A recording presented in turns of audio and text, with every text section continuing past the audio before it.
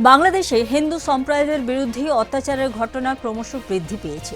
সোমবার রাত নারসিংদী জেলার পলাশ উপজেলা অঞ্চলে এক হিন্দু দোকানের লোককে অস্ত্র দিয়ে হত্যা করা হয়েছে। নিহত ব্যক্তি মণি চক্রবর্তী, স্থানীয় একজন পরিচিত ব্যবসায়ী ও মদন চক্রবর্তীর বড় ছেলে। ঘটনার সময় স্থানীয়রা তাকে হাসপাতালে নিয়ে গেলেও তিনি মারা যান। এর আগে যশোর জেলার মনিরামপুর এলাকায় সাংবাদিক রানা প্রতাপ ব্যারাগীকেও খুন করা হয়েছে। হামলাকারীরা মোটরসাইকেলে এসে তাকে বাইরে ডেকে নিয়ে গিয়েছিল এবং গুলিবিদ্ধ করে হত্যা করেছিল। এ পর্যন্ত বাংলাদেশে 6 জন হিন্দু নিহত হয়েছে।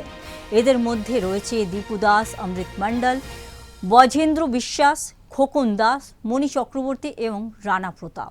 দীপু দাসকে ইষ্টনিন্দার অভিযোগে হত্যা করা হয়েছিল আর খোকন দাসকে ভিড় জ্বালিয়ে মারা হয়েছিল। এই ধারাবাহিক হত্যাকাণ্ডের ফলে বাংলাদেশে সাম্প্রদায়িক উত্তেজনা বৃদ্ধি পেয়েছে। হিন্দু সম্প্রদায়ের আতঙ্ক বিরাজ করছে এবং তারা সরকার থেকে নিরাপত্তা নিশ্চিত করার দাবি তুলেছে। মানবাধিকার সংস্থাগুলো সতর্ক করে বলছে, যদি সময়মতো কঠোর ব্যবস্থা না নেওয়া হয় পরিস্থিতি আরও খারাপ হতে পারে। পুলিশ তদন্ত চালাচ্ছে, তবে এখনও বড় কোনো গ্রেফতারি তথ্যে পাওয়া যায়নি। এরকমই খবর দেখার জন্য দেখতে থাকুন সুদর্শন বাংলা।